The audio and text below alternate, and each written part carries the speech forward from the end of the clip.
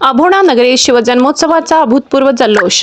कळवण तालुक्यातील सांस्कृतिक नगरी अभोणा येथील सार्वजनिक शिवजन्मोत्सव समितीच्या वतीने छत्रपती शिवाजी महाराज यांची जयंती अभूतपूर्व उत्साहात आणि शिवभक्तीच्या जल्लोषात साजरी करण्यात आली। दिनांक 18 फेब्रुवारी पासूनच संपूर्ण गावात भगव्या पताका, आकर्षक रोषणाई आणि शिवमय वातावरणाची निर्मिती झाली होती।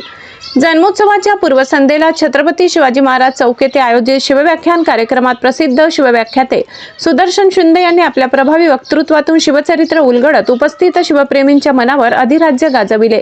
शिवरायांचे विचार हे आजच्या पिढीसाठी प्रेरणास्त्रोत आहेत असे प्रतिपादन करत त्यांनी युवकांना राष्ट्र निर्मितीसाठी सज्ज राहण्याचे आवाहन केले। दिनांक 19 फेब्रुवारी सकाळी अभोणा पोलीस ठाण्याच्या सहाय्यक पोलीस निरीक्षक योगिता कोकाटे यांच्या हस्ते शिवप्रतिमेचे विधिवत पूजन करून कार्यक्रमाची सुरुवात झाली।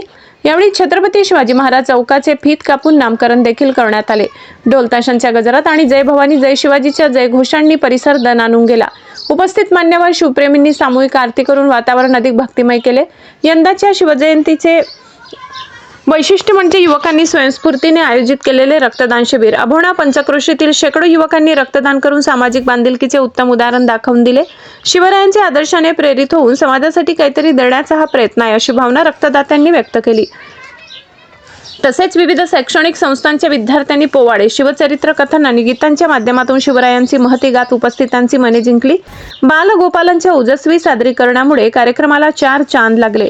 एकूणच सार्वजनिक शिवजन्मोत्सव समितीच्या वतीने पुढाकाराने अभोण्यात उत्सव साजरी झालेली शिवजयंती केवळ उत्सव न राहता प्रेरणा, सामाजिक एकात्मता आणि राष्ट्रभक्तीचा संदेश देणारा सोहळा ठरली। सायंकाळी 101 जोडप्यांच्या हस्ते महाआरतीचे आयोजन।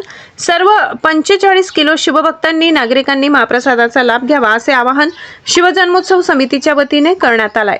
गिरणा वार्ता न्यूजसाठी चेतन हिरेसह मुख्य संपादक खुशाल देवरे, अभोणा। जीता जाता चलो सहितानं खान बोलला छाती ठोकून शिवबाला टाकतो चिडून।